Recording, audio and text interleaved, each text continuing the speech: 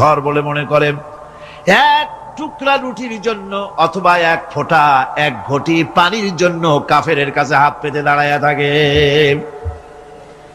এই যদি অবস্থা হয়, এটাই যদি হয় ঈমান, আর এটার নামে যদি হেফাজত হয়, তাহলে এই পৃথিবীর মুসলমানের আজ লাঞ্ছিত কেন? আল্লাহর ওয়াদা কি মিথ্যা?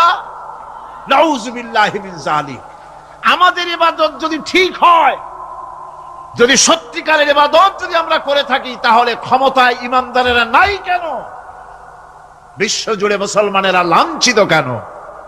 তাহলে বুঝতে হবে ইবাদতের মধ্যে বিরাট গরমিল করে ফেলেছি, ঠিক কিনা? লক্ষ্য করুন, যেই লোকটা হজ করতেছে, উমরা করতেছে, নামাজ পড়তেছে, মসজিদ মাদ্রাসায় চাঁদা দিতেছে, ওই লোকটি আবার ব্যাংকের থেকে সুদের টাকা নিয়ে ব্যবসা চালাইতেছে। ব্যবসা ঠিক রাখার জন্য, ইনকাম ট্যাক্স ফাঁকি দেওয়ার জন্য ব্যবসায়ীরা দুই ধরনের তিন ধরনের খাতা মেনটেন করছে।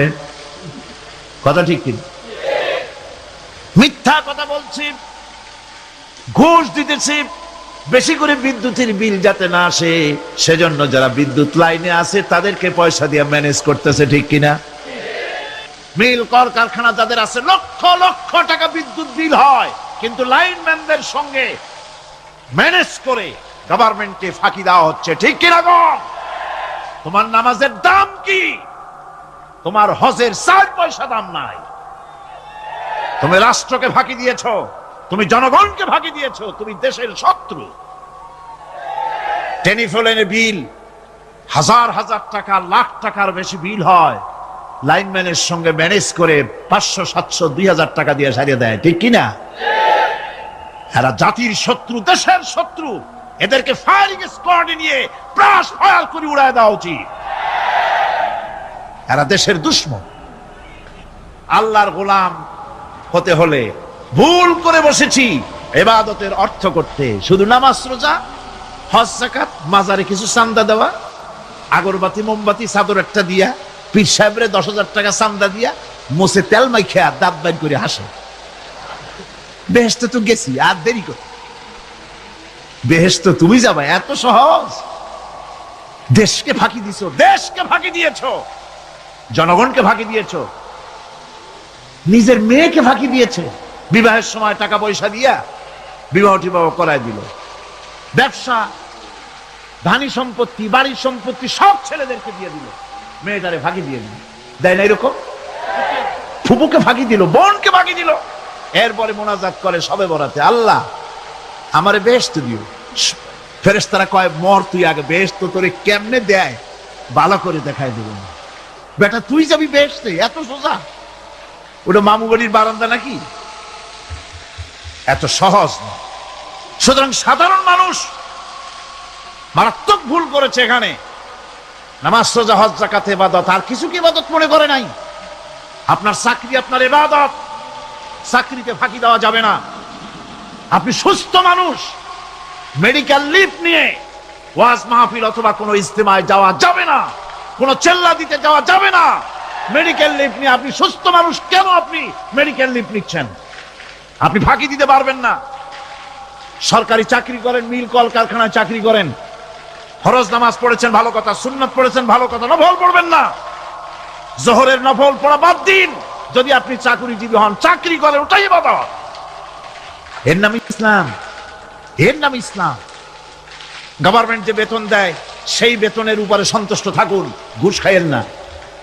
যদি বেশি বেতন লাগে গভর্নমেন্টের কাছে দাবি জানান যে আমাদের বেতন বাড়ায় দাও। ঘুষ খাবেন কেন? হারাম। জোরে কোন এটা কি?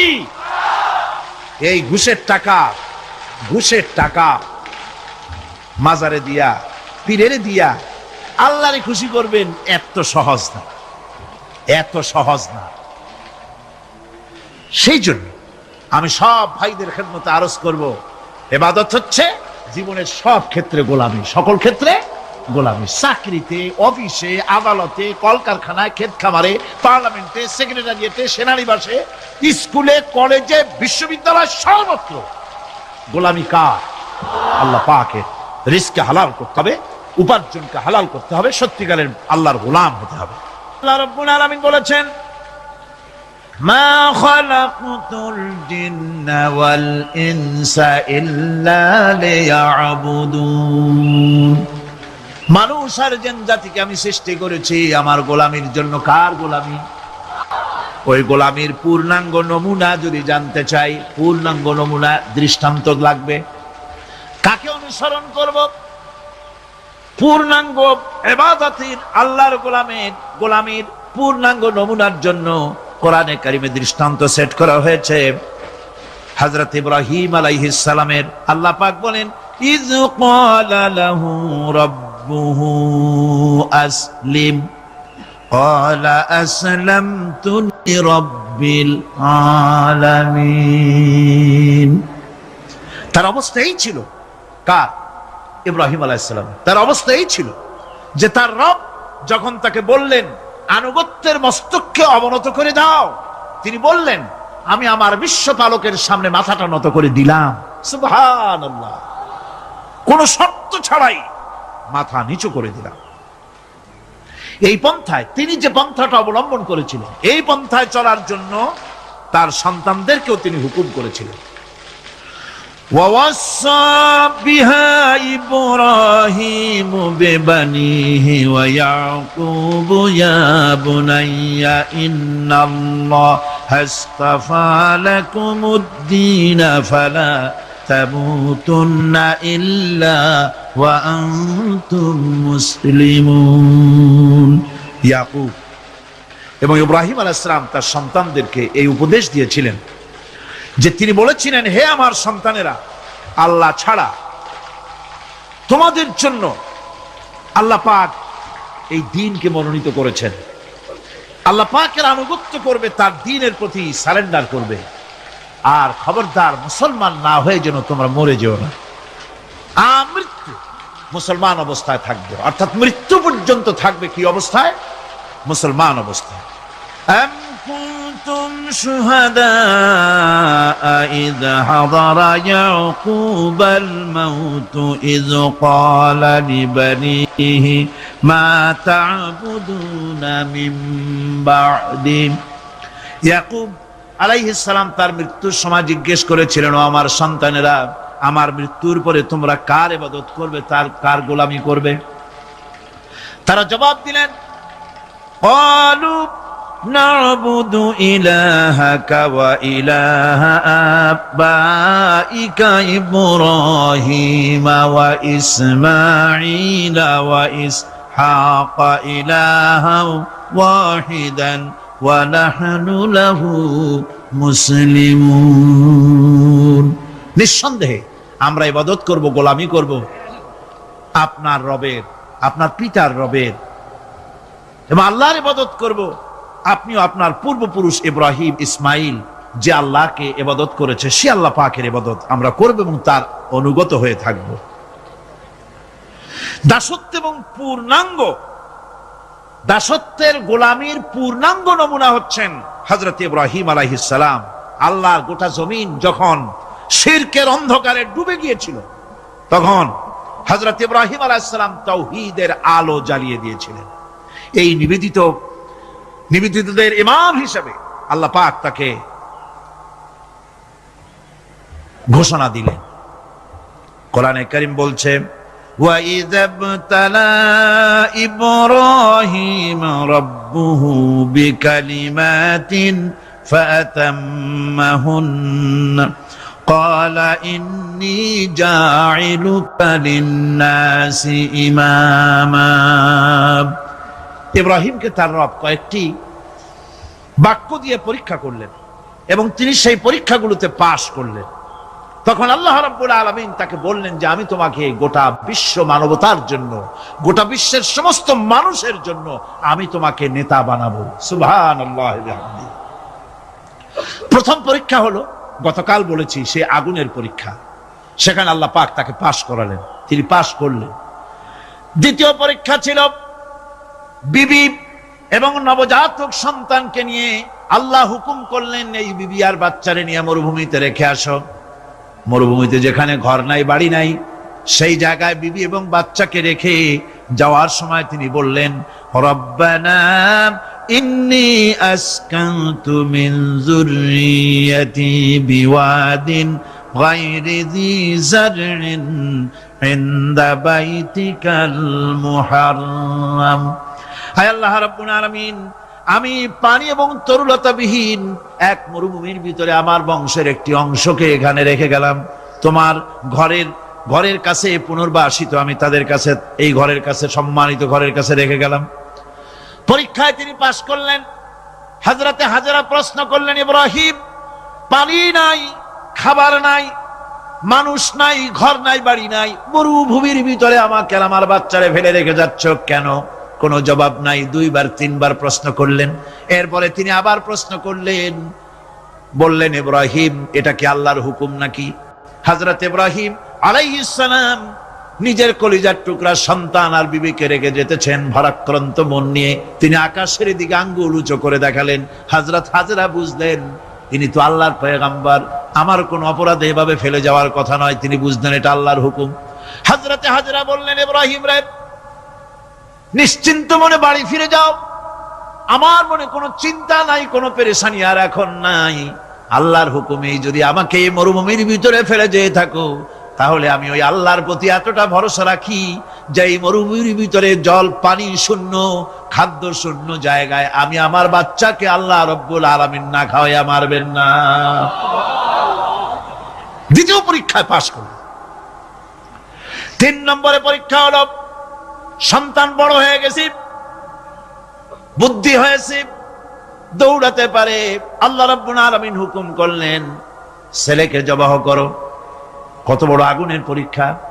কোরআন শরীফ বলছে, হযরত ইব্রাহিম আলাইহিস সালাম নিজের ছেলেকে ডেকে নিয়ে বললেন, ইয়া বুনাইয়া ইন্নী আরা ফিল মানামি আন্নী আযবাহুক ফানজুর মাযা তারা। হে আমার কলিজার টুকরা সন্তান, আমি স্বপ্নে দেখেছি যেন আমি তোমাকে জবাহ করতেছি। তোমার রায় কি, তোমার মত কি, আমারে শোনাও। ছেলে পয়গম্বর, ছেলে তার জবাবে বললেন, ইয়া আবাতি ফাআল মা তু'মার সাতাজিদুনি ইনশাআল্লাহু বিনাস সাবিরিন। হে আমার আব্বাজান, আপনি যে ব্যাপারে স্বপ্নের ভিতরে আদিষ্ট হয়েছেন, আপনি তা কার্যকরী করুন। আমাকে এতটুকু অধৈর্যের মধ্যে পাবেন না, আমাকে ধৈর্যশীলদের মধ্যে পাবেন। আমারে আপনি আল্লাহর হুকুম পালন করেন। আল্লাহ পাক শোনাচ্ছেন, ফালাম্মা আসলামা ওয়া তাল্লাহু লিল জাবিন। পিতা পুত্র দুজনই রাজি হয়ে গেল। পিতা তার ছেলেকে কাঁধ করে গলার উপরে ছুরি ধরেছেন। আল্লাহ রাব্বুল আলামিন ইসমাইল জবাহ হোক, এটা আল্লাহ চান নাই, আল্লাহ চেয়েছেন পরীক্ষা করতে। পরীক্ষায় ইব্রাহিম পাশ হয়ে গেলেন। আল্লাহ পাক, তুমি তোমার স্বপ্নকে বাস্তবে রূপ দিয়েছো। আর এভাবেই করি আমি মুহসিনদেরকে পুরস্কৃত করে থাকি। আল্লাহ পাক খুশি হলেন। আল্লাহ পাক বললেন, ইন্না হাযা লাবালাউল মুবিন। নিঃসন্দেহে এটি একটি বিরাট পরীক্ষা ছিল। ঠিক কি লাগান? আল্লাহ নিজে বলছেন এটা একটি বিরাট পরীক্ষা, আজিম ইমতিহান। সে ইমতিহানে তিনি পাশ করলেন।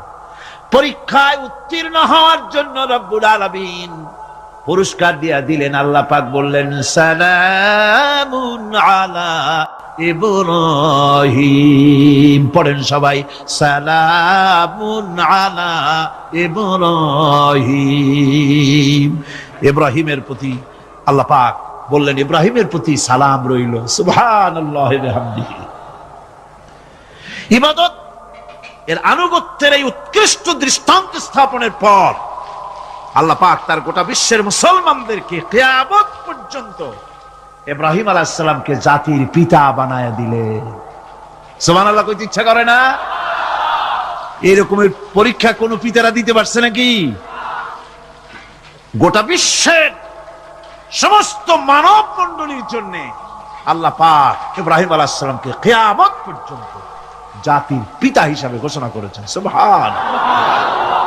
মিল্লাতা আবিকুম ইব্রাহিম হুয়া সাম্মাকুমুল মুসলিমিন তোমরা তোমাদের পিতা ইব্রাহিমের মিল্লাতের উপর প্রতিষ্ঠিত হও। আল্লাহ পাক বলছেন তোমাদের পিতা ইব্রাহিমের মিল্লাতের উপরে প্রতিষ্ঠিত হও, আর আল্লাহ তোমাদের নাম রেখেছে মুসলমান, তোমরা হচ্ছে মুসলমান। আমাদের পরিচয়, ওই যে পরিচয়ের কথা আগে হয়ে গেছে, আমাদের পরিচয় আমরা মুসলমান। আমাদের পরিচয় কি? মুসলমান। এটা প্রথম পরিচয়। ইবাদতের পূর্ণাঙ্গ মাপকাঠি হিসেবে আল্লাহ পাক হযরত ইব্রাহিম আলাইহিস সালামকে দুনিয়াবাসীর সামনে পেশ করেছেন। কোরআন বলছে ইহুদি এবং খ্রিস্টানেরা মুসলমানদেরকে বিভ্রান্ত করতে চায়। তারা বলে ওয়াকালু কুনু হুদান আও নাসারা তাহতাদু কুল বাল মিল্লাতা ইব্রাহিম হানিফা ওয়া মা কানা মিনাল মুশরিকিন। বলে ইহুদি হও তবেই তোমরা সঠিক পথ পাবা, খ্রিস্টানের বলে খ্রিস্টান হও তবেই তোমরা সঠিক পথ প্রাপ্ত হবে। আল্লাহ পাক বলছেন এদের সকলকে বলে দাও বরং তোমরা সব পরিত্যাগ করে মিল্লাতে ইব্রাহিমের ভিতরে শামিল হয়ে যাও। এটাই মুক্তির পথ, এটাই নাজাতের পথ, এটাই আল্লাহর পথ। সুবহানাল্লাহি ওয়া বিহামদিহি। এমনকি রাসূল কারীম সাল্লাল্লাহু আলাইহি ওয়াসাল্লামকে আল্লাহ পাক বলেছেন আনিত্তাবি মিল্লাতা ইব্রাহিম হানিফা, চারদিক থেকে মুখ ফিরিয়ে এনে মিল্লাতে ইব্রাহিমের ভিতরে শামিল হয়ে যাও, তারই অনুসরণ করো। রাসূল কারীম সাল্লাল্লাহু আলাইহি ওয়াসাল্লাম ইবাদত বা আনুগত্যের সর্বোৎকৃষ্ট নমুনা হওয়ার কারণে ইব্রাহিম আলাইহিস সালাম সম্পর্কে হুজুর বলেছেন ইন্না ইব্রাহিমা খায়রুল বারিয়া, রাওয়াহু মুসলিম। হুজুর সাল্লাল্লাহু আলাইহি ওয়াসাল্লাম বলেছেন ইব্রাহিম হচ্ছেন জগতের সর্বোত্তম ব্যক্তি। সুবহানাল্লাহ। সুতরাং আমাদেরকে ইবাদতের নমুনা হিসেবে ইব্রাহিম আলাইহিস সালামকে মানদণ্ড হিসেবে দেখতে হবে যে কিভাবে তিনি সারেন্ডার করেছিলেন আল্লাহ পাকের দরবারে। এখন আমি আপনাদের সামনে বলতে চাই, মানুষের জীবনে সবচাইতে বড় দুটি চাহিদা আছে, একটা হচ্ছে খাদ্য আর একটা হচ্ছে নিরাপত্তা। একটা খাদ্য আর একটা কি? নিরাপত্তা। পেট ভরে খাইতে চাই আর চোর ডাকাতের উপদ্রব থেকে নিরাপত্তা পেতে চাই। খাদ্য যদি চাই ক্ষুধার সময়, নিরাপত্তা যদি চাই ভীতির সময়। আল্লাহ রাব্বুল আলামিন বলেন কোন গভর্নমেন্ট দিতে পারবে না, দুনিয়ায় কেউ দিতে পারে নাই, পারবেও না। ক্ষুধার সময় যদি খাদ্য চাও, ভীতির সময় যদি নিরাপত্তা লাভ করতে চাও, তাহলে ফালইয়াবুদু রাব্ব হাযাল বাইত, এই ঘরের মালিকের ইবাদত কর। কোন ঘর? কাবা ঘর। বলেন কোন ঘর? কাবা ঘর। কাবা শরীফের মালিকের ইবাদত কর। তাহলে কি হবে? আল্লাযী আত'আমাহুম মিন জু'in ওয়া আমানাহুম মিন খাউফ। এই ঘরের মালিকের ইবাদত যদি করো তাহলে ক্ষুধার সময় তিনি তোমাদেরকে খেতে দিবেন আর ভীতির সময় তিনি তোমাদের নিরাপত্তা দান করবেন। হে ওয়াদা কার? চিল্লায় বলেন ওয়াদা কার? আল্লাহ পাকের ওয়াদা বিশ্বাস হলো না, এমনই পোড়া কপালের মুসলমান। নির্বাচন যখন আসলো, সলিমউদ্দিন সাহেব আসতেন মঞ্চের উপরে, পরিচয় করানো হচ্ছে। এত আপনারা যার বক্তৃতা শোনার জন্য দ্বীপ্রহরের রৌদ্রে কষ্ট করতেছিলেন, এখন সেই সংগ্রামী জননায়ক বিপ্লবী সন্তান, তিনি এখন আপনাদের সামনে বক্তব্য রাখবেন। উনি দাঁড়ায় বললেন, ভাইয়ার আমার, বোনের আমার, আমি এবার বোতল মার্কা বাক্স নিয়ে দাঁড়াইছি, আমারে সকলে মিলে ভোট দেন। এবার যদি ক্ষমতায় যেতে পারি, না খাইয়া কেউ মরবেন না, কিন্তু কি খাইয়া মরবে তাও কয় না। মানুষেরা এই কথাগুলি বিশ্বাস করলার সমানে ভোট দিল। হায় রে কপাল! আল্লাহ বললেন আমার ইবাদত কর, আমার গোলামি কর জীবনের সব জায়গায়, তাহলে ক্ষুধার সময় খাইতে পারবি আর ভীতির সময় নিরাপত্তা পাবি। আল্লাহর কথাটা বিশ্বাস হইল না। এই নামাজ পড়ার মুসলমানের দাম আছে, কম দাম আছে? এ রোজাকার দাম আছে? এ মুসলমান দাবি করার দাম আছে? আল্লাহ রাব্বুল আলামিন তিনি পরিষ্কার করে বলছেন, এই ঘরের মালিকের ইবাদত করো, তিনি ক্ষুধার সময় খেতে দিবেন আর তিনি তোমাদেরকে ভীতির সময় নিরাপত্তা দান করবেন। চাউলের অভাব হবে না, পাটের অভাব হবে না, খাদ্যের অভাব হবে না। কারণ দুটি জিনিস যদি তোমরা করতে পারো, খাবারের অভাব হবে না। ওয়ালাউ আন্না আহলাল কুরা আমানু ওয়াত্তাকাউ লাফাতাহনা আলাইহিম বারাকাতিম মিনাস সামাই ওয়াল আরদ। দেশের লোকেরা, জনপদের লোকেরা যদি দুইটা কাজ করে, এক নম্বরে হলো আমার উপরে ঈমান আনবে, দুই নম্বরে হলো আমাকে ভয় করার নীতি অবলম্বন করে যদি চলে, তাহলে ওই দেশের মানুষের জন্য আকাশ আর জমিনের সব বরকতের দরজা আমি আল্লাহ খুলে দেব।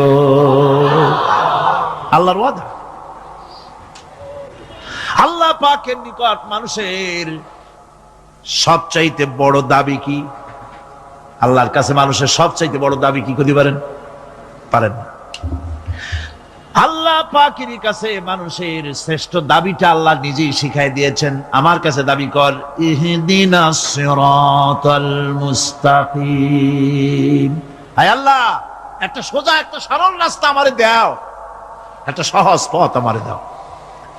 এই কথা সূরা ফাতিহা দাবি করার পর আল্লাহ রাব্বুল আলামিন এই অভিনন্দনের জবাবে, 7টা বাক্যের অভিনন্দনের জবাবে আল্লাহ রাব্বুল আলামিন 30 পারা কোরআন শরীফ নাজিল করে দিলেন।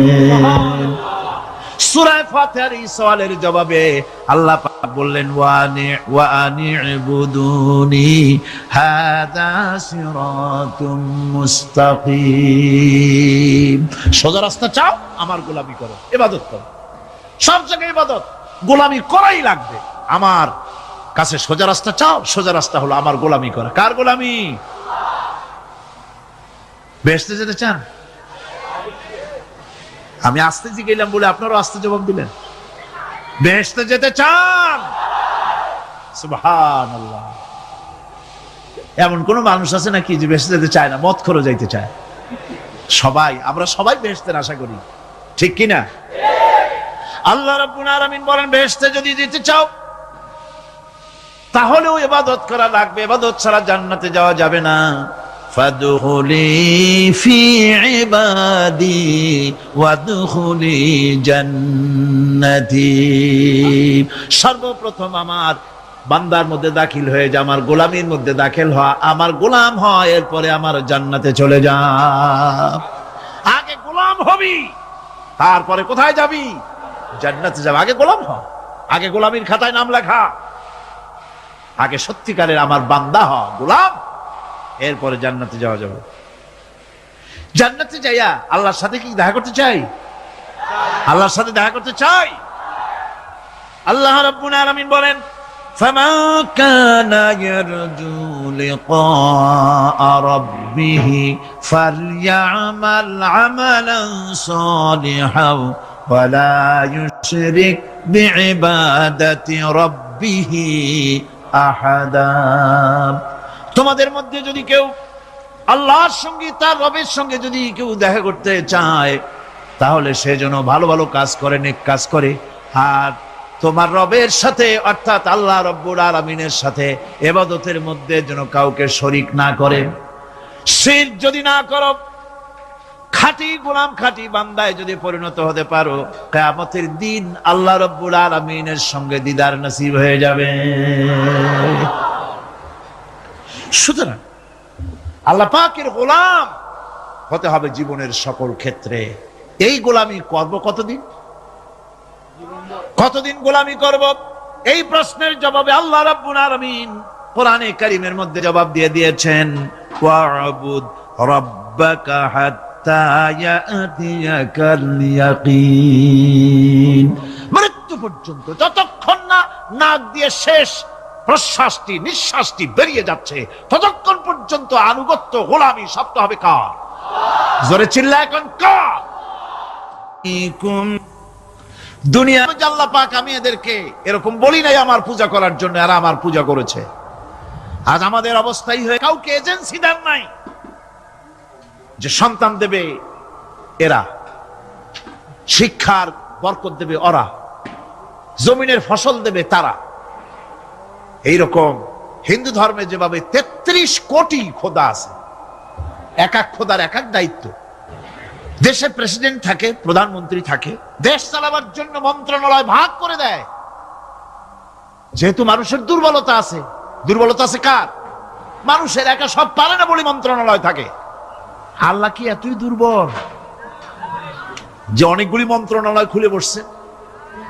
অমুক পীর সাহেব ছেড়ে দেবে, অমুক খাজা বাবা মাইয়ে দেবে, অমুক মূর্তিগুলোই তাই দেবে, অমুকে অমুক দিবে। নাউযুবিল্লাহি মিন যালিক। সুতরাং আমাদেরকে বুঝতে হবে, আল্লাহর ওলি তো ঠিকই আছে, আল্লাহর ওলিদের বিরুদ্ধে আমার কোনো বক্তব্য নাই। যারা আল্লাহর ওলি হক, তাদেরকে সম্মান করি, শ্রদ্ধা করি, ঠিক কিনা? যাদের কাছে ইলম আছে, সাজাইয়া গুছাইয়া বিশাল কিছু বানাইয়া পেটের মধ্যে বোমা মারলেও কিছু পাওয়া যায় না, বিরাট একটা কেবলা, নামের আগে এত কিছু বসায়, হায় হায়, নামই খুঁজে পাওয়া যায় না। সিরাজুস সালিকিন, মিসবাহুল আরিফিন, রাহনুমায়ে বেদাত, আশিকে পামদান, সিয়াহে দানদান। মানে নামের শেষে শুধু আলাইহিস সালাম লিখতে বাকি থাকে, আর সব লেখা। পীরকে মর্যাদা দিয়ে আল্লাহর আসন পর্যন্ত নিয়ে যায়, নাউযুবিল্লাহ। আপনারা বিশ্বাস করুন, মনের মধ্যে ঈমান রাখবেন, কোন পীরের বাপের ক্ষমতা নাই বদদুয়া দিয়ে আপনাকে ধ্বংস করে দিতে পারে। কোন পীরের বাপের ক্ষমতা নাই দোয়া করে 10 তলা বিল্ডিং এর মালিক বানাই দিতে পারে, যদি আল্লাহ রাজি থাকে। যদি আল্লাহ রাজি না থাকেন, আল্লাহ পাক যদি রাজি থাকেন, তাহলে কারো দোয়ায় ভাগ্য ভালো হতেও পারে। কথা বুঝে আসছে? সুতরাং ভয় করতে হবে কাকে? আল্লাহ পাককে। কাকে ভয় করতে হবে? আল্লাহ পাক। মনে রাখতে হবে, ভালো মন্দ করার সবটা মালিক হচ্ছে আল্লাহ। এটা যদি বিশ্বাস না করি, তাহলে ইয়াকা নাবুদু বলার কোনো মানে নাই।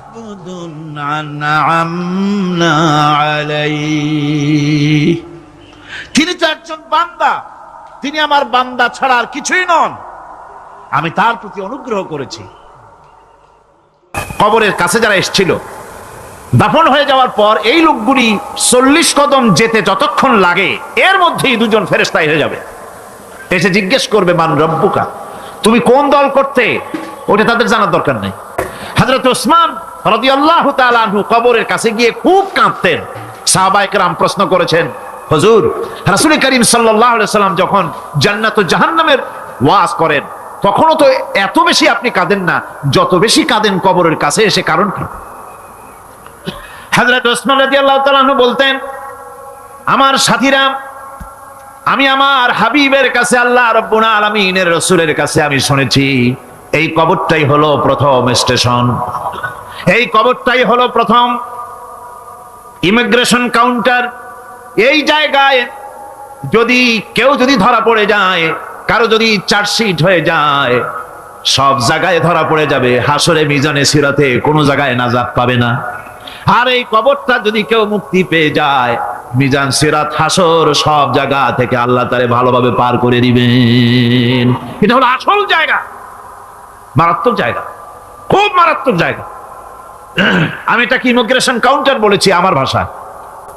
চাকরি কিসে করতেন ওটা জানার দরকার নেই। ব্যবসা করতেন না চাকরি করতেন, প্রয়োজন নেই। প্রথমেই জিজ্ঞাসা করা হবে ন্যাশনালিটি, প্রথমেই জিজ্ঞাসা করা হবে তার ন্যাশনালিটি সম্পর্কে, তার আইডেন্টিটিটা কি, এবং সেটাকে সত্যায়িত করার জন্য, বোঝার জন্য 3টি প্রশ্ন। প্রথম প্রশ্ন, মান রব্বুকা ওয়া মা দীনুকা ওয়া মান নাবিয়্যুকা, তোমার রব কে, তোমার দ্বীন কি, তোমার নবী কে। বেঈমান হয়, মুনাফিক হয়, সে বলবে হায় হাতা লা আদরি, হায় হাতা লা আদরি, জানি না আমার রব কে, আমি জানি না। তোমার দ্বীন কি, দ্বীন কারে কয় বুঝি না। এরপরে আল্লাহর নবী জনাবে মুহাম্মদ রাসূলুল্লাহ সাল্লাল্লাহু আলাইহি ওয়াসাল্লামকে দেখানো হবে, বলা হবে মা কুনতা তাকুলু ফি হাদার রাজুল, এই ব্যক্তি সম্পর্কে তোমার ধারণা কি নিকে, বলবে আমি চিনি না, নাউযুবিল্লাহ। বাস, এরপরে তার যা হবার তাই শুরু হয়ে যাবে। আল্লাহর নবী বলেন, লাউ কানা লি ইবনি আদম ওয়াদিম মিন যাহাবিন লা হাব্বা ইয়াকুনা লাহু সারিন, এই পৃথিবীতে যদি কাউকে একটা মাঠ ভরে যদি সোনা দেওয়া যায়, লোকটা বলবে রব্বুল আলামিন আমি যদি আরেকটা মাঠ এরকম সোনা ভরা পেতাম। দ্বিতীয় আরেকটা মাঠ দেওয়া হলে আবার বলবে যদি তৃতীয় আরেকটা মাঠ সোনা ভরে যদি পেতাম। নবীজি বলেন ওয়ালা ইয়ামলাউ জাওফু ইবনু আদামা ইল্লা তুরাব, মানুষের পেট 3.5 হাত মাটি ছাড়া, কবরের মাটি ছাড়া মানুষের পেট ভরবে না। বিদেশ ভ্রমণ করেছেন তারা জানেন, লন্ডন যাবেন, আমেরিকা যাবেন, সৌদি আরব যাবেন, যে কোনো বিদেশে যাবেন, গেলেই পাসপোর্ট তারা দেখবে। পাসপোর্টে আপনার ন্যাশনালিটি কোনটা সেটাই তারা জানতে চাইবে। আপনি কোন দল করেন এটা তারা জানতে চাইবে না। আপনি কোন ভাষায় কথা বলেন তাও তাদের জানার দরকার নেই। প্রথমেই তারা আপনার ন্যাশনালিটি দেখবে, আপনার আইডেন্টিটি কি তারা জানতে চাইবে। তারপরে যদি স্যাটিসফ্যাক্টরি হয় আপনাকে ভিসা দিয়ে ভেতরে ঢুকবার ব্যবস্থা করে দেবে। আর যদি তারা স্যাটিসফাইড না হয় তাহলে আপনাকে মেহমানখানায় ঢুকানো হবে গ্রেফতার করে। কবর হচ্ছে এ ধরনের একটি ইমিগ্রেশন কাউন্টার। কবরের ভিতরে মানুষ যখনই রাখা হবে সঙ্গে সঙ্গে দুজন ফেরেশতা আসবে। অথবা যে ব্যক্তি বিদ্রোহ করেছে এবং দুনিয়ার জীবনকে অগ্রাধিকার দিয়েছে তার জায়গা হচ্ছে জাহান্নাম। জোরে বলেন নাউজুবিল্লাহ। যে ব্যক্তি আল্লাহর সঙ্গে বিদ্রোহ করেছে আর পরকালের জন্য পাথর জোগাড় করে নাই, দুনিয়াকে অগ্রাধিকার দিল, পরকালকে ভুলে গেল, তার জায়গা হলো জাহান্নাম। وَأَمَّا مَنْ خَافَ مَقَامَ رَبِّهِ وَنَهَى النَّفْسَ عَنِ الْهَوَى فَإِنَّ الْجَنَّةَ هِيَ الْمَأْوَى। আর যে ব্যক্তি আপন প্রভুর সামনে উপস্থিত হওয়াকে ভয় করেছে এবং আপন প্রবৃত্তিকে লালসা মুক্ত করেছে, লালসার হাত থেকে রক্ষা করেছে, আল্লাহ রাব্বুল আলামিন কিয়ামতের দিন তার জন্য রেখে দিয়েছেন জান্নাত। তার জন্য একটা মোহর মধ্যে মানুষ পড়ে আছে, খেল তামাশার ভিতরে পড়ে আছে। আল্লাহ পাক বলছেন কুল মাতাউদ দুনিয়া কালিলুন ওয়াল আখিরাতু খায়রুল লিমান ইত্তাকা। বলো দুনিয়ার সমস্ত সম্পদ খুবই নগণ্য, আর যে ব্যক্তি পরকালকে বিশ্বাস করে, পরকালের কামনা করে, সেই খোদাভীরু লোকদের জন্য পরকাল হচ্ছে প্রকৃত আবাসস্থল। সেই জায়গাটাই হলো আসল জায়গা। ওই জায়গার জন্য কিছু তৈরি করতে হবে। কোরআনে কারিমে রব্বুল আলামিন বলছেন আরাদিতুম বিল হায়াতিদ দুনিয়া মিনাল আখিরাহ ফামা মাতাউদ দুনিয়া ফিল আখিরাতি ইল্লা কলিল। তোমরা কি পরকালের জীবনের বিনিময় এই দুনিয়ার জীবনটাই বেশি পরিতুষ্ট হয়েছো? অথচ দুনিয়ার জীবনের সুখ সম্পদ তো পরকালের তুলনায় খুবই নগণ্য। পরকালের সুখ অনেক বেশি, পরকালের দুঃখটাও অনেক বেশি, সুখটাও অনেক বেশি। পরকালটা স্থায়ী, সুতরাং দুনিয়ার মোহে না পড়ে পরকালের জন্য জীবনটাকে পরকাল ভিত্তিক জীবন তৈরি করো।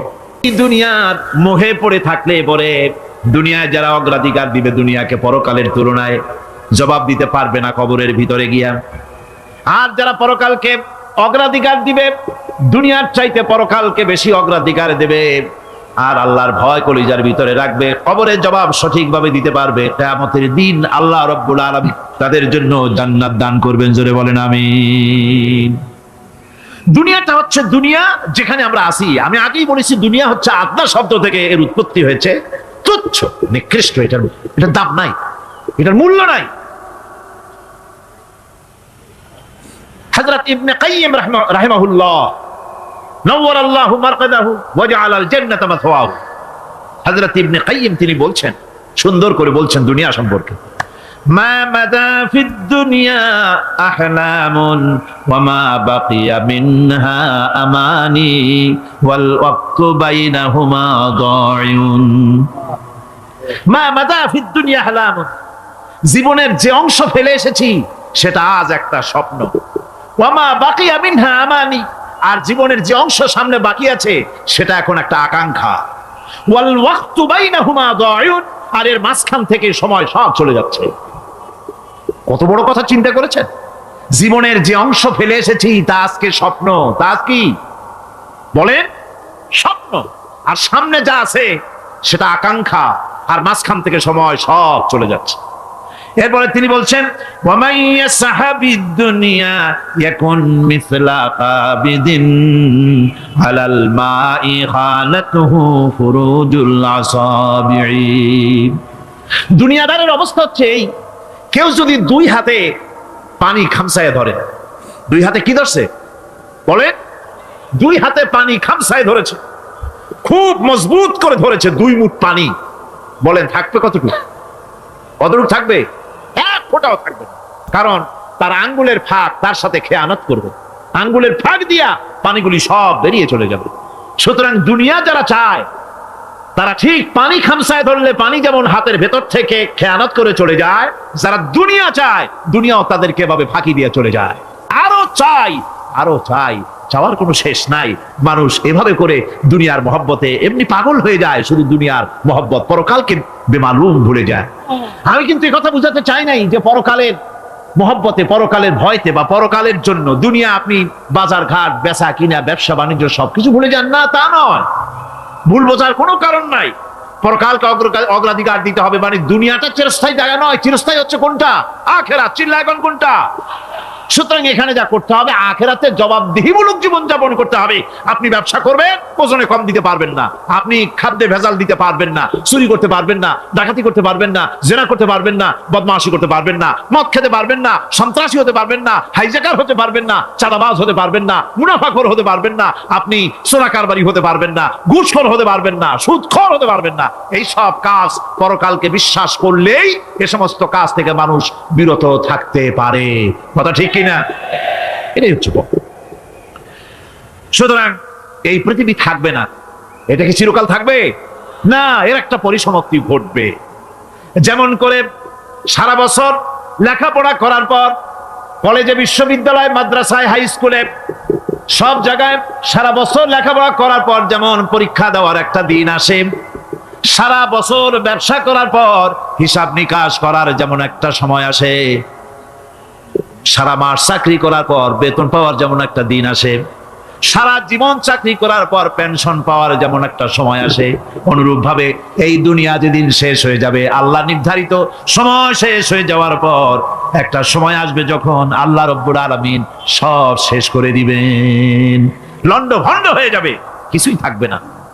পৃথিবীর সব কেমন ভাবে ধ্বংস হবে তার চিত্র আল্লাহ পাক কোরআনে কারিমে তুলে ধরেছেন। ইযাস সামাউ ফাতারাত ওয়া ইযাল কাওয়াকিবু তাসারাত ওয়া ইযাল বিহারু ফুজ্জিরাত ওয়া ইযাল কুবুরু বু'সিরাত। যখন আকাশসমূহ দীর্ণ বিদীর্ণ হয়ে যাবে, তারকাগুলি বিক্ষিপ্ত হয়ে ছিটকে পড়বে, আর সমুদ্রগুলি উচ্ছ্বসিত হয়ে পড়বে, কবরগুলি সব তার ভেতরে যা আছে উদ্গীরণ করে দেবে, তারকাগুলি স্থিমিত হয়ে যাবে। এরপরে সমস্ত আকাশগুলি কাতাইয়িস সিজিল্লিল কুতুব, কিতাবের পৃষ্ঠার মতো একটার পরে একটা ঠাস ঠাস করে পড়তে থাকবে, চূর্ণ বিচূর্ণ হয়ে ভেঙে চুরে একাকার হয়ে যাবে। পাহাড়গুলিকে উড়িয়ে দেওয়া হবে, চন্দ্র এবং সূর্য একাকার হয়ে যাবে। আল্লাহ রাব্বুল আলামিন বলেন ফাইদা বারিকাল বাসার ওয়া খাসাফাল কমারু ওয়া জুমিআশ শামসু ওয়াল কমার। চক্ষু যখন বিস্ফারিত হয়ে যাবে, চাঁদ যখন তার আলো হারিয়ে ফেলবে, সূর্য যখন তার আলো হারিয়ে ফেলবে, চাঁদ আর সূর্য সব একাকার হয়ে যাবে, সেই সময়ের অবস্থাটা কি চিন্তা করো। মানুষ হয়রান হয়ে দৌড়াদৌড়ি করবে। وحملت الأرض والجبال فدكتا دكة واحدة। জমিন এবং পাহাড়গুলির মধ্যে আল্লাহ রাব্বুল আলামিন সংঘর্ষ বাঁধিয়ে দিবেন, পাহাড়গুলি ভেঙে চুরে টুকরা টুকরা হয়ে যাবে, পাহাড়গুলি উঁচু করে জমিনের উপরে আছাড় মেরে আল্লাহ রাব্বুল আলামিন ভেঙে চুরে চুরমার করে দিবেন। সুবহানাল্লাহ। ওয়া তাকুনুল জিবালু কালইনিল মানফুশ, পাহাড়গুলো পেঁজা ধোনা তুলার মতো করে উড়িয়ে দেওয়া হবে, পাহাড় উড়ে যাবে। সুবহানাল্লাহ। পাহাড় পাথরের তৈরি করা পাহাড়, এই পাহাড়গুলি তুলার মতো হয়ে উড়বে কিভাবে? আমি এই দৃশ্য নিজের চোখে কিছুটা হলেও দেখছি। পৃথিবীতে এমন কেউ নাই যে আপনি অপরাধ করবেন আর আপনাকে ডেকে বলা হবে যে এসো, আমি তোমাকে ক্ষমা